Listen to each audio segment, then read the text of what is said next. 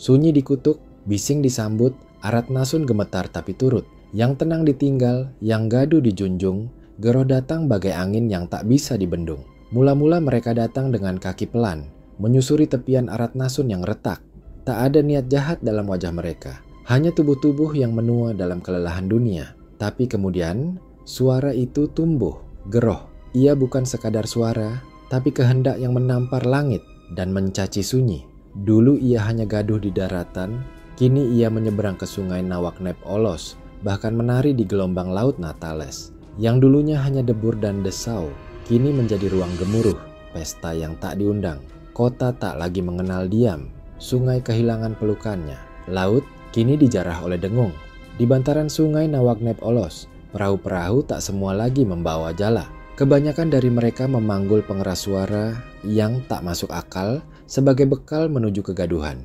Geroh bukan sekadar fenomena, ia adalah epidemi kebisingan yang menjalar tanpa tubuh, tapi memamah tubuh-tubuh. Ia mengubah sebagian nelayan menjadi pengusung bising dan menjadikan pantai sebagai panggung arak-arakan desibel. Dalam pandangan Pak Supangat, seorang tua penikmat sunyi di ujung dermaga, Geroh bukan kemajuan, tapi pemusnahan besar terhadap diam. Mereka sedang mengancam laut dengan cara yang bahkan ikan pun tak pahami. Satu persatu mereka tunduk, satu persatu mereka kehilangan bahasa sunyi.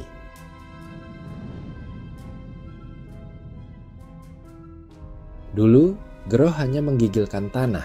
Geroh berderak di lapangan kosong, di kerumunan pasar, di pesta-pesta meriah yang melupakan langit. Tapi sekarang, Geroh menyeberangi batas. Geroh mengendap ke sungai Nawak Nep Olos dan menyerbu laut Natales. Air yang tadinya mengenal sunyi, kini digagahi oleh desibel yang tak tahu malu. Sungai bukan lagi cermin langit, tapi lorong gema. Laut bukan lagi tempat kontemplasi, tapi panggung ledakan bunyi yang tak pernah direstui angin. Geroh menggoda para nelayan. Sebagian perahu mereka kini bukan kendaraan mencari makan, tapi altar pemujaan suara. Tak ada lagi jala yang dilempar. Yang dilempar adalah kesadaran. Laut Natales tak bersuara, tapi ia mengutuk dalam gelombangnya. Burung camar menjauh, ikan tak lagi menari. Hanya Geroh yang berteriak, kacau dan gaduh. Menurut Paman Sukonto Lyubocka, penganyam jaring dari dusun dekat pesisir laut Natales, Geroh tak butuh alasan. Ia hanya ingin masuk ke segala ruang, termasuk ruang yang tidak diciptakan untuknya. Dan mereka, dengan bodohnya, membukakan jalan. Yang bising tak tahu malu, yang sunyi dipaksa jadi panggung. Dan Aratnasun kehilangan batas antara nyanyian dan jeritan.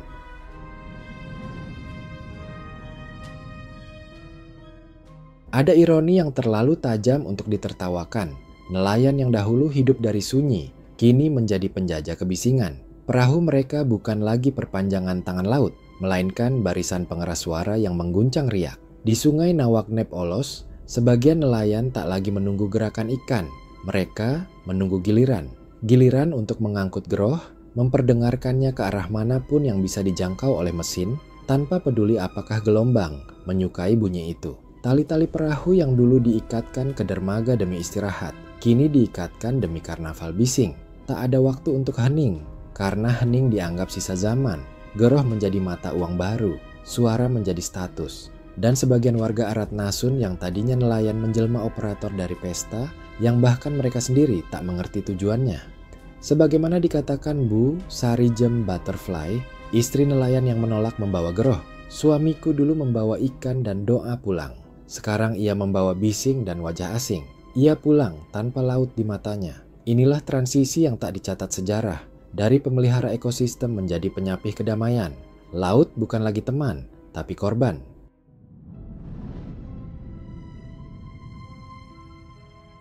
Geroh tidak hanya memekakan telinga, ia meniadakan nalar. Apa yang semula terdengar sebagai bunyi biasa, kini menjelma dogma. Dan warga Aratnasun, baik yang di darat, bantaran sungai, maupun pesisir pantai, seolah-olah dimandikan oleh gelombang suara yang tak pernah meminta izin pada langit. Tak ada yang memaksa mereka membawa Geroh, tapi begitulah hebatnya kekuatan yang tak terlihat. Ia menghipnotis tanpa menyentuh, dan menundukkan tanpa ancaman. Mereka tersenyum ketika mengangkat speaker ke atas perahu, seperti seorang pendoa yang menemukan kiblat baru. Geroh memberi sensasi palsu bahwa yang gaduh itu meriah, bahwa yang ramai itu penting, dan bahwa sunyi adalah musuh yang harus dilenyapkan. Warga-warga itu tidak lagi mendengar, mereka hanya ikut, mengikuti yang ramai, dan melupakan kenapa dulu mereka mencintai laut. Dalam pandangan Samsul Rubczynski, pengrajin dayung, Groh itu candu yang menyamar jadi hiburan. Sekali kau izinkan dia masuk, kau akan lupa bahwa laut dulu pernah bicara dengan diam. Dan ketika semua ikut, mereka yang diam dianggap sakit, yang menolak dianggap musuh, yang mencintai sunyi dianggap kuno.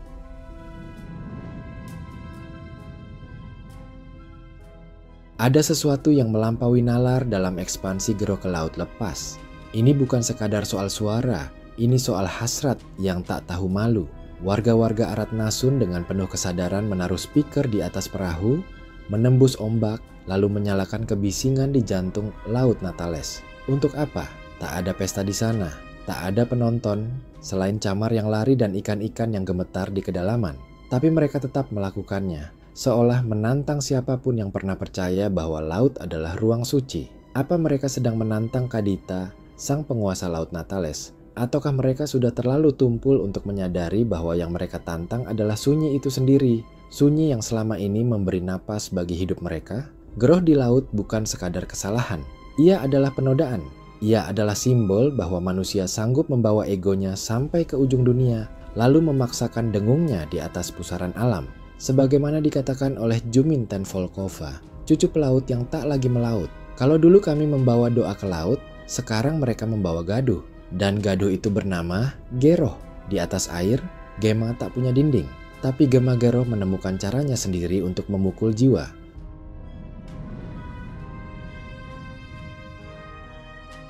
Tetua-tetua Arat Nasun pernah bersabda, bila Groh dibawa ke laut, ikan-ikan akan pergi. Mereka tak tahan bising, mereka akan mencari sunyi lain, sunyi yang belum dijarah manusia.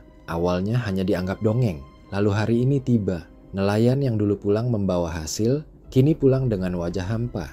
Jala mereka kering, tapi bukan karena musim. Laut masih luas, tapi tak lagi ramah. Geroh telah mengubah anatomi samudra. Ia menciptakan medan bising yang menolak kehidupan.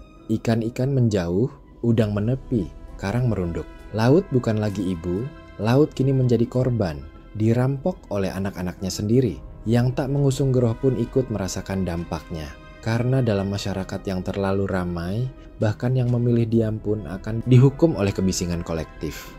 Menurut Pak Kintit Nikolai, tetua di salah satu dusun yang hidup dari membaca arus laut, kami sudah bilang, laut tak bisa didikte, tapi mereka ingin membangun menara suara di atas pusaran sunyi. Kini laut hanya memberi pantulan wajah mereka sendiri, kosong, nyaring, dan kehilangan.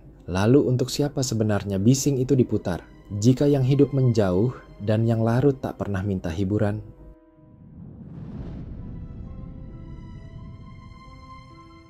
Tak ada paksaan, itu yang paling menakutkan. Warga Arat Nasun membawa Geroh ke laut dengan sukarela, dengan senyum, dengan semangat. Mereka menyebutnya kemajuan, padahal ini bukan kemajuan. Ini pelarian dari ketakutan terhadap sunyi. Geroh menjadi totem baru. Mereka mengaraknya dengan percaya diri, seperti menemukan makna hidup yang baru. Bising jadi keintiman palsu, getar jadi pengganti rasa, dan speaker jadi jantung dari perahu-perahu yang kehilangan arah. Mereka percaya mereka memilih, tapi apa artinya pilihan ketika semua arah telah dijejali suara? Ketika setiap kepala yang diam dianggap aneh, dan setiap jala yang tak memutar musik dianggap usang? Geroh menjadi kultus baru, dan mereka memujanya tanpa pernah bertanya, siapa yang sebenarnya mereka puja? Dalam pemikiran Mejan Cukurukuk, penjaga mercusuar yang menolak, Geroh bukan pilihan. Ia adalah tekanan yang dibungkus sukacita. Ia seperti air garam yang dipaksa jadi anggur, keras, palsu, dan membuat mereka melupakan siapa mereka dulu. Mereka membungkam laut untuk merasa hidup, tapi yang hidup justru kabur, dan yang tinggal hanyalah bising yang tak punya makna.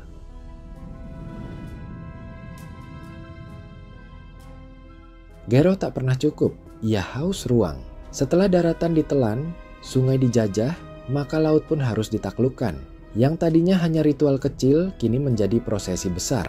Warga Arat Nasun secara kolektif memanggul speaker seperti mengangkat jenazah diam itu sendiri menuju penjagalan. Mereka tak sadar bahwa mereka telah berubah. Dulu manusia yang mencari ikan, kini mesin yang mencari gema. Dulu peziarah laut, kini penjajah kegaduhan. Tak ada batas, tak ada rasa bersalah.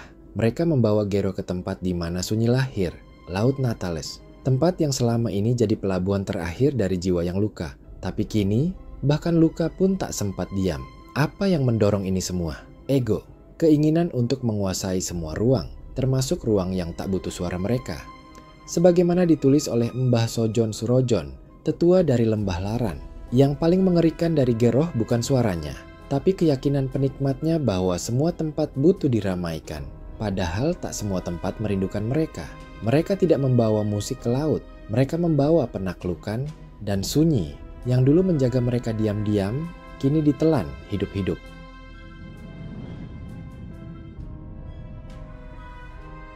Di Arat Nasun, bukan hanya ikan yang menjauh, manusia pun mulai terbagi. Mereka yang masih mencintai sunyi kini tak hanya minoritas. Mereka dianggap pengkhianat. Para nelayan yang memilih diam, yang tak menyalakan Geroh di perahu mereka, mulai dijauhi pasar. Mereka dianggap tidak mengikuti zaman.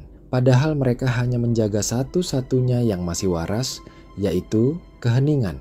Geroh tak hanya melukai laut, ia menciptakan kelas baru, mereka yang memilih sunyi. Mereka dianggap tak penting, padahal justru yang bisinglah yang merusak. Mereka yang diam hanya bertahan. Kini, setiap suara yang tak mengikuti arus dianggap gangguan. Setiap kesunyian dianggap sabotase. Padahal dari sunyilah Arat Nasun dulu tumbuh. Dari ketenangan laut, dari desah angin, dari nyanyian ikan yang tak terdengar tapi dirasakan. Menurut Lamat Kotong, pedagang es batu di dermaga, bising itu tak pernah adil. Ia membuat semua yang tak bersuara dianggap tak berguna. Tapi justru yang tak bersuaralah yang menyelamatkan hidup ini dari jadi parodi. Mereka hidup di antara gema, tapi gema hanya menggandakan kebisingan, bukan kebenaran. Dan pada akhirnya, hanya mereka yang tetap diam yang tahu mana yang suara, mana yang sekadar keramaian.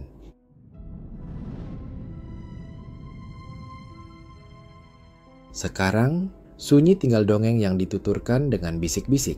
Laut Natales, yang dulu jadi pelukan bagi jiwa-jiwa yang tak ingin dijelaskan, kini dipaksa mendengar. Tak ada lagi tempat untuk menyepi, bahkan air pun dipaksa menjadi pengeras suara. Geroh tak punya bentuk pasti, tapi jejaknya nyata. Ikan yang pergi, manusia yang saling asing, langit yang tak lagi menunggu puisi. Dan ironinya, semua ini dilakukan atas nama hiburan, atas nama kebebasan, atas nama pesta yang bahkan tak tahu siapa yang diundang, siapa yang dirusak. Warga Arat Nasun mengarak Geroh hingga ke ujung samudra, tapi mereka tak sadar. Yang mereka buang ke tengah laut bukan hanya sunyi, tapi juga bagian dari diri mereka sendiri yang dulu masih tahu cara diam. Sebagaimana diucapkan oleh Lotno Kisruh, penggali sumur tua dari perbukitan khurafat. Kalau kita sudah tak bisa menghargai diam, maka kita tak sedang hidup. Kita cuma sedang menunggu gema kita sendiri membusuk di udara. Dan akhirnya, Geroh tidak menang karena dia kuat. Ia menang karena mereka menyerah pada hasrat mereka sendiri untuk mengalahkan sesuatu yang justru pernah menyelamatkan mereka, yaitu kesunyian. Geroh dibawa, sunyi di penjara, laut menangis tanpa air mata, nelayan pulang tanpa cerita, dan Arat Nasun mulai kehilangan jiwa.